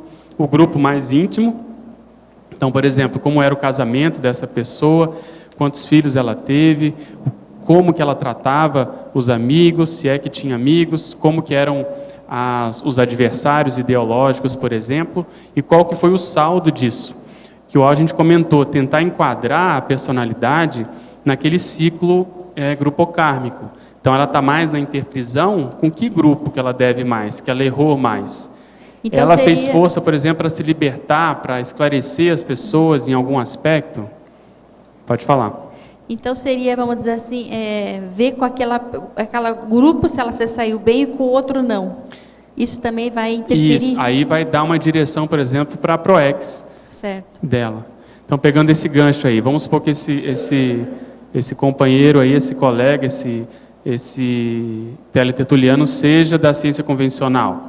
Então, ali tem um grupo. Então, você vê que esse tema, ele mexe direitinho com essa personalidade. Ou vamos supor que ele seja de uma linha religiosa que não admite a série X. Ali já é um outro filão, e aos poucos a gente está, de um modo ou outro, atendendo, ou pelo menos fazendo supitar esse tipo de pergunta para a gente poder ajudar a esclarecer. Então, não tem como a gente considerar, igual eu estava falando, se a série X é única do ponto de vista da trajetória da personalidade, essa trajetória ela não é isolada. Sempre nós estamos convivendo com outras personalidades, né? É porque até a evolução se dá em grupo, né? Isso, exatamente, é isso. Tá. E aí tem que ver o saldo disso. Certo. A gente pode olhar hoje, por exemplo, os nossos vizinhos, né, que são pessoas com as quais a gente convive, mas às vezes a pessoa ou não é muito chegado, ou não tem muita intimidade, ou tem cidades, até o professor Valdo comenta muito de Curitiba, às vezes que a pessoa mora ali uma vida inteira e não conhece com quem ela divide ali o apartamento, né, a parede do apartamento, quer dizer, são pessoas muito fechadas. Então, é essa noção, essa inteligência grupocármica é que tem que ver qual o nível que ela se saiu. Por isso que eu comento aí que esse conceito de autoconscientização serexológica, ele é plural, ele é complexo. Tem que considerar pelo menos essas 11 realidades que a gente elencou aí. Glória Clarion, obrigada. Pedro, a Rose aqui no B. Em parafatologia, na página 2, a segunda linha de cima para baixo, a dissecção da autossinaléticografia intersomática. Você poderia expor o seu exemplo aí quanto a isso? O que eu procuro analisar, é difícil você encontrar relatos desse processo, principalmente no caso lá que eu estudo, que a pessoa defendia muito a ciência, o progresso da ciência, até certo ponto a própria eletronótica. Então você não vai encontrar muita manifestação assim. Mas indiretamente, às vezes você encontra ele falando quando ele estava sozinho, as ideias que ele tinha, como se aquilo fosse uma inspiração realmente, né, ele não denomina assim, mas a gente poderia supor uma inspiração extrafísica de amparadores, como ele se sentia quando ele estava escrevendo, por exemplo, de madrugada. Então, se você pega esse relato e você tenta reproduzir na vida atual a mesma condição, os mesmos ambientes, quer dizer, você escrevendo de madrugada, sozinho, eventualmente você vai conseguir reproduzir aqueles sinais parapsíquicos, eles podem se apresentar novamente se eles foram autênticos, se eles realmente aconteceram. E assim por diante. Uma consim mais parapsíquica, por exemplo, que consegue recuperar esses sinais, ela pode tentar dissecar o soma atual, quer dizer, dissecar a manifestação holossomática atual, para ver se aquilo de fato se repete. Há uma tendência realmente de se repetir, né? Entende? Tá, ok, obrigada. Agora, Rosa, eu queria falar para você que estava sempre estudando aí os relógios digitais, que eu descobri uma coisa muito séria no relógio. É uma falha muito séria. E é uma falha assim, o dia inteiro está falhando. E não tem jeito. Essa falha já foi institucionalizada. Você já viu o que é que está falhando? Ele jamais marca o segundo 60.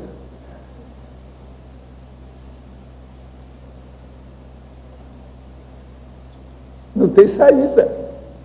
É só pegar aqui que vocês vão ver. Na hora que vai o 60, ele muda o minuto. Ele não fala qual que é. Você está entendendo? Isso é falha ou não é? Matematicamente não é falha?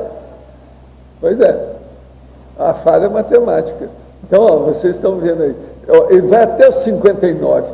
Na hora que vai o 60, ele passa por um minuto. Está entendendo? Está errado. Eu nunca vejo, eu quero o 60. Onde é que está o 60? Você está entendendo? Isso aí é aquilo que eu estava falando para você. Tem uma opção de coisa no relógio digital ainda para ser estudada. Você já viu isso em algum lugar? Precisa de ver quem é que já falou sobre isso. Entende? Ele não marca. Pois é, mas eu quero 60, eu quero os meus 60. Onde é que eles estão? Agora, quantos minutos tem um dia? Olha só quantas falhas que eles não têm. Falta todos esses segundos do dia inteiro. 60 não aparece. Quer dizer, você senta aí porque você tenta, não consegue nada. Ou tenta, dá um nó na venta, mas não consegue. Mas, professor Valdo, isso é da própria matemática. É porque infinitésimo não dá tempo de aparecer o 60 e passar para o próximo número. Mas agora, esse segundinho é o mais complexo de todos eles.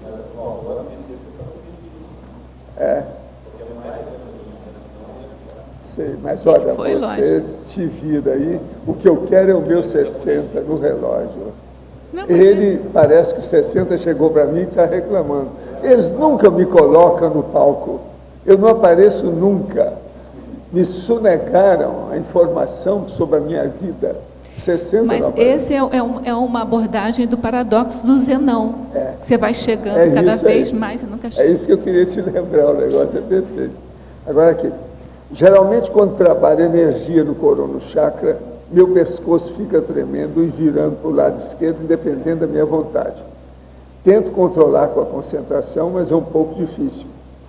É normal esse tipo de ocorrência? Seria problema de energia?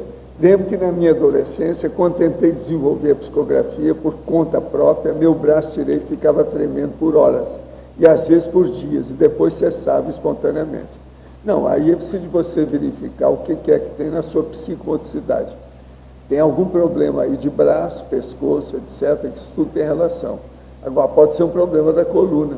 Precisa de ver aquele processo você está entendendo? Pensamento de alguma coisa, pode ser um problema de pensamento. O que eu te dou como melhor saída para isso é fazer uma pesquisa séria com todos os aparelhos modernos que tem. Quais os aparelhos? Fala aí para ele. A ressonância magnética da coluna, né, cervical, acho que vale a pena para descartar qualquer processo somático, né? E além de alguém fazer um exame físico, né, um ortopedista, para ver se tem mais algum achado. Um dia desse teve um caso parecido aqui, foi a mesma pergunta, mais ou menos desse tipo. Pedro, na página 1, você poderia aqui explicar a fatologia, as camadas de compreensibilidade da evoluciologia? Aqui eu quis chamar a atenção que esse assunto da Cerex, a gente vai acessando essas camadas, quer dizer, você vai compreendendo um pouco mais dessa realidade evolutiva, né, de como que ela se apresenta. Se a gente comparar, qualquer um de nós, eu acho que se a gente se comparar quando nós chegamos na conscienciologia, o nível de cognição que a gente tinha, inclusive de aplicação prática desse conhecimento, e hoje a gente vai ver que existe um gap muito grande, né? Então, eu acho que daqui para frente, cada vez mais, isso tende a acontecer. Porque se há uma distância grande ainda do processo dos serenões, por exemplo, da CL, nem se fala, mas deixando aí no nível dos serenões, acho que isso vai, cada vez mais a gente vai percebendo essas camadas, e a gente vai caminhando nisso. Um modo prático também de se observar isso, pegando o gancho aí dessa semana, que foi a prova geral de conscienciologia, a gente vai vendo que o conhecimento conscienciológico, que de um modo ou outro reproduz esse processo evolutivo, ele também demonstra o nosso nível de cognição prática, pelo menos teórica, né, dessas informações. E o bacana é que, pelo menos eu defendo essa hipótese, que mesmo o conhecimento teórico, ele já predispõe a pessoa a vivenciar na prática, porque ela insiste naquele conhecimento, tenta entender aquela realidade, e aí entra aquela técnica da autorreflexão de 5 horas, vale a pena, porque ela vai preparando as sinapses para tentar se predispor a vivenciar na prática, sejam os fenômenos, sejam as verpons, seja lá o conceito que ela queira implementar na rotina dela. Então, essas camadas, eu vejo que elas são muito, muito sérias, porque quanto mais a gente vai compreendendo a evoluciologia, mais responsabilidade a gente vai tendo e mais necessidade a gente tem de passar isso adiante.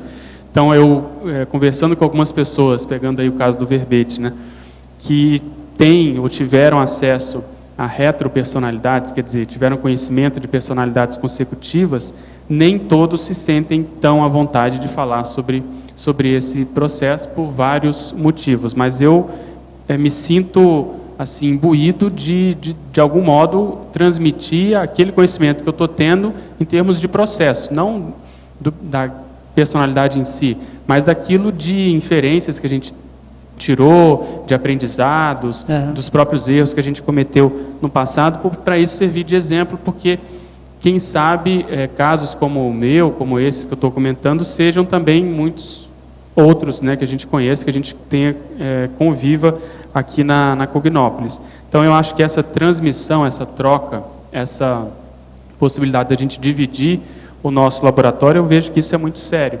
E é bem prático, porque a Cerex, ela é isso, né? Você vê como que o processo está se processando, está acontecendo na prática. E aí você poder dialogar sobre isso, fazer pesquisa, debater, aumenta ou tende a aumentar a nossa maturidade proexológica, quer dizer, o quão sério a gente está levando a nossa proex. Nessa camada que você fala, quer dizer que a gente vai, pelo caminho evolutivo, vai perdendo a lucidez da passagem dessas camadas, e uma prova, um laboratório traz de volta para a gente essa questão do ponto evolutivo que você está.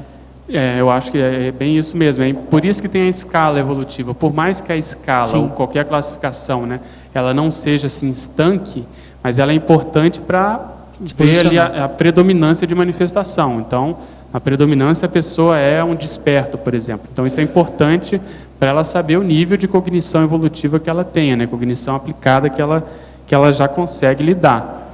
Eu acho que isso é muito, muito importante. Ok, obrigado. Então, enfim, a prova mostra muito isso, porque a pessoa, não nem todas, mas existem pessoas que tiram o corpo fora. Na hora que você vai colocar no papel e, vamos dizer, fixar aquela condição, a pessoa inventa um curso, inventa uma dor de barriga, inventa sei lá o quê, e ela tem ainda dificuldade de assumir, enfrentar essa condição. Porque ela, às vezes, não está de acordo com esse fato de você classificar os outros, de você divulgar as notas, de você comparar os desempenhos. Então, tudo isso eu acho que na evolução é inevitável, não tem jeito, a hierarquia é um fato. Então, quanto mais a gente assumir isso e lidar bem com isso, melhor, né? Eu acho que o aprendizado é esse. A prova é uma prova pessoal, né? É para a própria pessoa, para ela discernir que ponto que ela está, no caso do conhecimento dela, né? Não para os outros. Exatamente. E testa ela de várias formas. O modo como ela faz como ela responde, a memória dela. A gente está falando tanto em memória retrocognitiva, mas se a memória pessoal desse corpo, desse cérebro não está funcionando, não tem como a pessoa querer ter uma retrocognição, ou ter várias retrocognições, né, de modo mais constante, mais frequente. Então, acho que a prova, além de aferir a própria cognição, ela afere também o temperamento, a manifestação, a letra, o raciocínio, a analogia, o ansiosismo da pessoa, enfim, vários outros atributos que a gente pode tirar partido, né, dessa prova. E tem a interpretação da sua capacidade de inteligência, de você interpretar a pergunta da prova, né? Porque às vezes você sabe a resposta, mas não sabe interpretar a pergunta. Exatamente, né? E às vezes, exatamente. Você tem o conhecimento e não sabe usar naquele momento. Exatamente. Às vezes você saber o que foi perguntado, às vezes reconhecer uma pegadinha, por exemplo, que às vezes acontece, você ter também essa visão atrás do morro, não deixar cair, aprender com os próprios erros, enfim. Eu acho que a prova, ela ensina, é um bom momento para a gente parar e fazer esse balanço, que é justamente a proposta dela. Ok, obrigado. Pedro, Pois não. sinergismologia, o primeiro sinergismo, qual a relação que você fez de liderologia com liberologia? Sim, esse trocadilho aí é da questão de líder e de liberdade. Quanto mais a gente se tornar líder, paradoxalmente, maior vai ser a nossa liberdade. Isso líder cosmoético. Então, aí entra a condição da pré-intermissiologia, né, intermissiologia. Se a proposta é a gente se tornar um líder interassistencial, e a gente vai rever aquelas personalidades que a gente deixou pelo meio do caminho, que a gente virou a cara, que por um motivo ou outro a gente não conseguiu, né, acompanhar junto, a gente vai estar se libertando cada vez mais. Então você vai ser muitas vezes a líder que vai fazer aquele resgate em função do rapport que você tenha com aquela personalidade, com aquela consciência, e ali há uma tendência de haver um maior nível de compreensão, de atualização das informações, aquelas mágoas eventuais, os ressentimentos, eles vão vir à tona e vai ser explicado, vai ser reconhecido eventualmente, enfim, o processo vai ser mais terapêutico. Então, com essa cura, entre aspas, há uma tendência da pessoa se libertar. Ambos vão ser mais libertos, vão sair mais libertos dessa condição. Então, por mais que o líder se sinta preso àquele grupo, na realidade ele está se manifestando, está se predispondo a se libertar mais perante as amarras daquele grupo. Então, por isso que é inteligente quando a pessoa assume determinada tarefa no voluntariado, por exemplo, o seu caso de epicentrar e o congresso, né, da TENEPS, que nós vamos começar a semana que vem. Então, a pessoa ali, ela lida com os trafores, os trafares, ela lida com várias pessoas, ela tem a oportunidade de fazer acontecer, concretizar, nesse caso aí, um grande evento da conscienciologia. Então, tudo isso mexe nessas estruturas grupocármicas, quer dizer, quem são as pessoas que vão trabalhar junto, quem são os dificultadores, os assediadores que não querem que aquilo aconteça. Todo esse teatro, entre aspas, ele ajuda a pessoa a se libertar cada vez mais. E aí, chama atenção de novo do processo da pré-intermissiologia. Isso vai ficar cada vez mais frequente, é o que tudo indica, a partir da próxima intermissão. Então, esses ensaios que nós estamos tendo aqui, na realidade, eles vão servir de base para a gente poder atuar na extrafisicalidade quando nós estivermos após a segunda dessoma. Então, por isso que eu comentei essa questão da especialidade da liderologia e da liberologia, né? Tá ótimo. Tem mais uma pergunta. Você estava falando da TENEPS. Eu fiz aqui, você coloca o tenepsista lá na exemplologia. Depois você coloca a TENEPS como um dos itens, né, de exemplos. Sim. Aí a minha pergunta é o seguinte: como que na TENEPS a gente pode estar trabalhando essa autoconscientização serexológica? Poderia ser através dos assistidos? Que outra forma?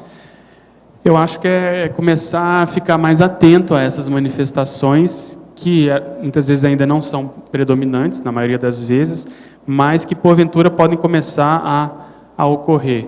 Então aí entra o processo de rapport com o próprio amparador da TENEPS, da onde que vem isso, a pessoa começar a pensar em que vida que isso aconteceu, quem é essa consciência, os próprios assistidos, como você comentou, a condição, às vezes, de você receber um pedido da TENEPS e aquilo te gerar uma repercussão holossomática mais séria, podendo até desencadear um flash retrocognitivo. Quanto mais a pessoa vai tendo desenvoltura na TENEPS e maior é o acoplamento, quer dizer, interfusão, a semipossessão benigna com o amparador, mais eu vejo que isso tende a ocorrer, e principalmente se for o caso de ocorrer, né? Quer dizer, se houver interesse da parte dele de começar a levantar algumas memórias mais antigas ou retromemórias. Então, de modo prático, é ficar atento, anotar tudo e deixar para os amparadores darem as indicações quando chegar o momento. Porque, como a gente comentou antes, eu acho que mexe muito, e nesse verbete que eu comentei da TENEPS com a retrocognição, eu defendo lá essa ideia que, para qualificar o tenepsista, o processo assistencial, muitas vezes a retrocognição ela é um recurso utilizado para que a pessoa tenha conhecimento maior, não só dos assistidos, mas das próprias potencialidades que às vezes ainda estão ociosas. Então como se fosse uma ferramenta, né, que eles podem utilizar. Mas quem está com mando de campo são os amparadores. Acho que a gente tem que respeitar esse processo.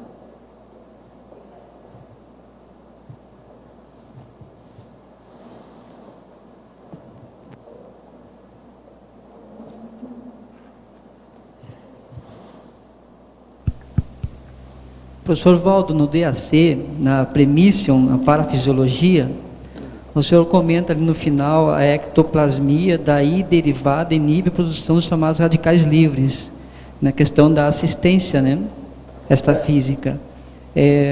Como que procede essa questão do ectoplasma acabar com os radicais livres? O caso é o seguinte, nós fizemos uma pesquisa com dezenas de pessoas no ECP2 especial.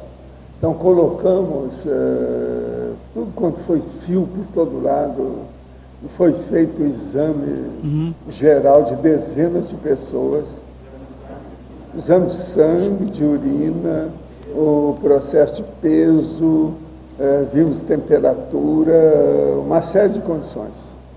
E ficou quem entende do assunto, que quem estava dirigindo não era eu, não, um especialista em processo de patologia e tudo mais.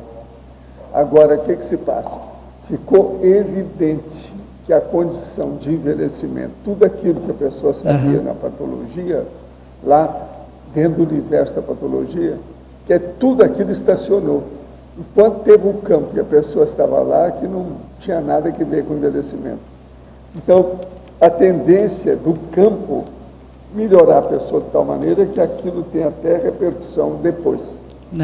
Agora, quanto tempo a gente não sabe como é que é isso.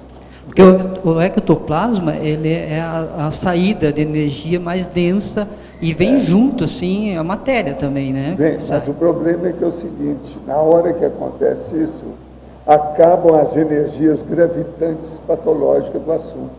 Ok. Equilibra a holosfera da pessoa toda. Entende? Sim, sim. Então, sem isso, é lógico. Melhora. O envelhecimento, vamos dizer, as disfunções, a patologia, aquilo que a gente chama que é o esgotamento dos órgãos e sistemas, não ocorre. Então, a pessoa, ela mantém a condição de equilíbrio. Se mantém, equivale ao rejuvenescimento, remoçar a pessoa.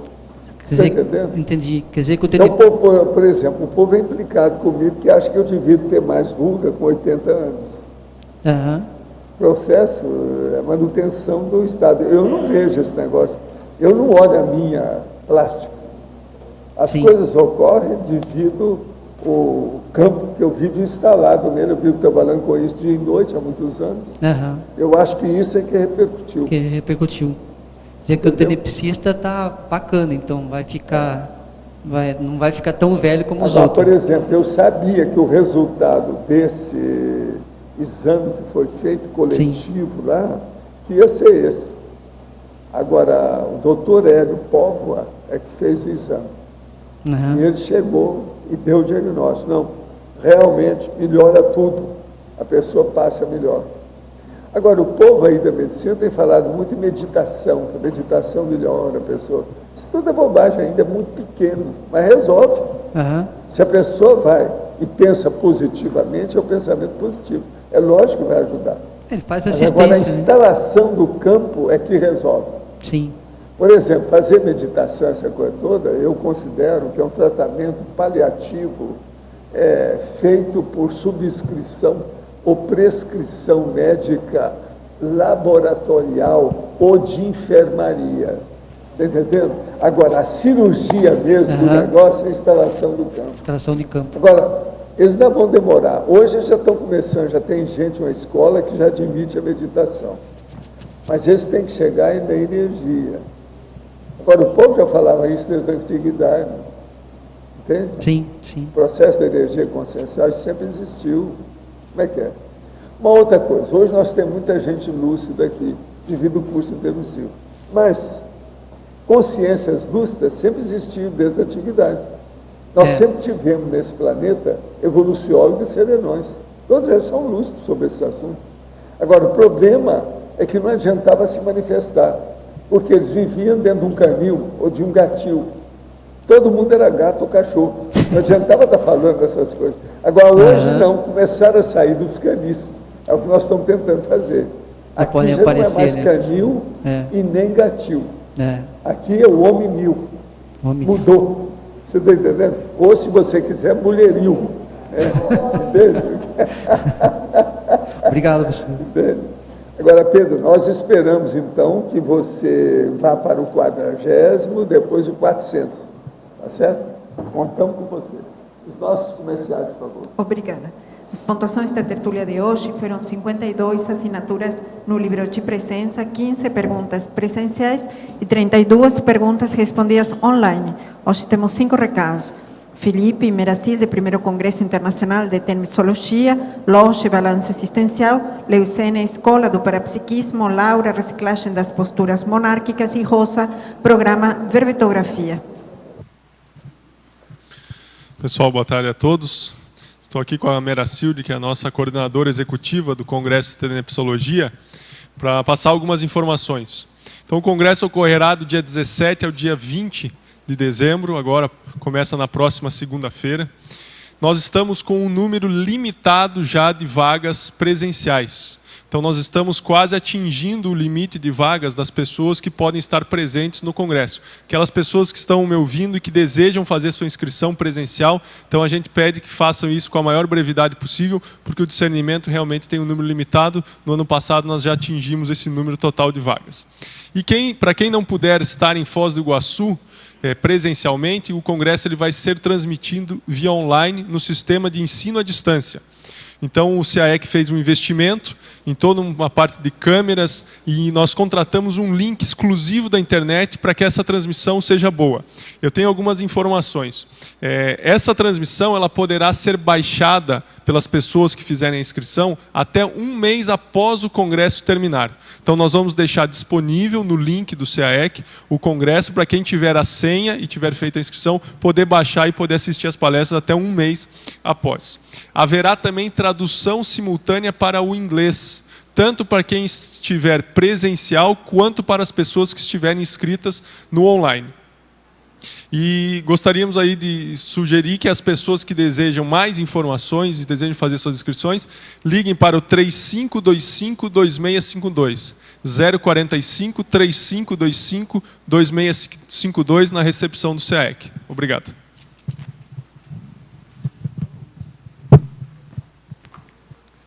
Pessoal, boa tarde. Gostaria aqui de convidá-los para o curso Balanço Existencial, que ocorrerá agora no próximo ano, entre os dias 9 a 12 de fevereiro, no período do Carnaval. A proposta do curso é ajudar a pessoa a fazer um inventário da sua vida, levantando os seus erros, acertos, conquistas, omissões, realizações, e a partir daí estabelecer um saldo dos resultados da sua vida. E na sequência, poder elaborar um plano de ação no intuito de o que ela pode melhorar, quais são os objetivos a serem alcançados nos próximos anos. Para isso, nós vamos contar com uma série de professores, em torno de 20 professores, com um conjunto de atividades. Para aqui trazer alguns destaques, nós teremos a apresentação da professora Mabel Teles com o tema Holobiografia do Zéfiro. Nós teremos também o professor Alexandre Zaslavskis, falando sobre proexis e judaísmo. Teremos também a professora Sheila Ali, que vai falar sobre maxidissidência do islamismo. O professor Pedro Fernandes também vai estar presente no campo proéxico, junto com a professora Marina Tomás. O campo proéxico é a instalação de um campo de energia, campo parapsíquico, no intuito da pessoa acessar informações do seu curso intermissivo, relevantes à realização da programação existencial. Também teremos a professora Cristiane Ferraro, que vai falar sobre proexometria pré-executiva, então um estudo de caso de balanço existencial, dentre outras participações e atividades. Então, contamos aí com a presença de todos no balanço existencial, período do Carnaval, aqui em Foz do Iguaçu, no Discernimento. Para mais informações, vocês podem acessar o site da Apex, o www.apexinternacional.org, ou também ligar para a Secretaria do CAEC. Muito obrigado. Boa tarde a todos. Gostaríamos de convidá-los para a Escola do Parapsiquismo, turma 2013. A escola destina-se aos interessados no desenvolvimento sistemático do autoparapsiquismo lúcido interassistencial. O ciclo básico da escola é constituído de 3 módulos. O primeiro, autodiagnóstico, o segundo, autocriticidade e o último, interassistencialidade. Ao longo dos módulos serão realizadas entrevistas com os epicões e professores, preenchimento do currículo parapsíquico pessoal, exercícios energossomáticos, campos energéticos orientados por epicões, autoexposição sobre os resultados obtidos, prova de parapercepciologia. Entre módulos, serão realizadas atividades optativas, como laboratórios, acoplamentários, cursos de campo. E terá vinculado à escola maratonas e estudos dirigidos. A turma 2013 terá seu início, o primeiro módulo, de 2 a 6 de janeiro. Maiores informações, contactar a recepção do CAEC pelo telefone 45 3525 2652.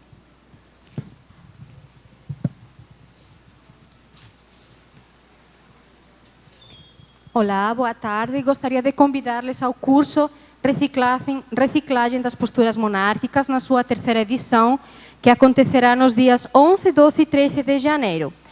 O curso objetiva aprofundar a compreensão histórica e conscienciomática da monarquia e vou apresentar algumas das suas aulas.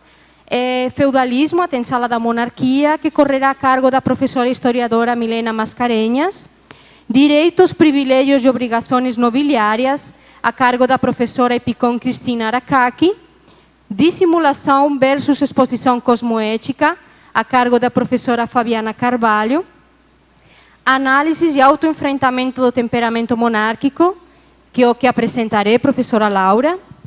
Os conselheiros intelectuais dos monarcas, os válidos, a cargo da professora Ana Paula Firmato. Os conselheiros parapsíquicos dos monarcas, com o professor Jarbas Paranhos. E depois, no domingo, no último dia, contaremos com um campo bioenergético de 3 horas e um debate final. Estão todos convidados. Maiores informações no CAE. Obrigada. Boa tarde a todos. Estamos informando que o próximo programa Verbetografia EAD, ele vai se iniciar no dia 28 de fevereiro. Como é que ele se organiza? Ele se organiza através de aulas semanais disponibilizadas através de vídeos já gravados no ambiente mudo, e uma vez por semana, no caso, às quintas-feiras, de 19h30 a 21h30, a gente tem uma aula online para tirar todas as dúvidas. Esse modelo é específico, é apropriado para as pessoas que moram fora de Foz do Iguaçu. A gente também informa que, para você que mora em alguma cidade onde tem mais 15 ou mais pessoas interessadas em fazer o verbete, se vocês formarem um grupo de 15 pessoas, vocês têm 25% de desconto em cada uma das inscrições. os interessados devem entrar em contato com a recepção do CAEC pelo telefone 3525-2652. Ao mesmo tempo, quero informar que para aqueles residentes em Foz do Iguaçu, a gente vai também dar início a um outro tipo, a uma outra modalidade de programa Verbetografia, que é semipresencial, onde as aulas também são disponibilizadas na internet, mas a aula semanal ela é presencial aqui no CAEC, e essa aula presencial é às quartas-feiras, também no horário de 19h30 a 21h30. Esse EAD Foz do Iguaçu, como a gente chama, ele vai ter início no dia 6 de março. Então, são 2 programas Verbetografia. Um mais específico para as pessoas que moram fora de Foz do Iguaçu, que vai começar no dia 28 de fevereiro. E para aqueles residentes em Foz do Iguaçu, vai começar no dia 6 de março. Estão todos convidados, a gente aguarda vocês. Obrigada. O verbete da manhã é lema automotivador, especialidade autodeterminologia, autora professora Adriana Lopes. Obrigada, boa tarde a todos.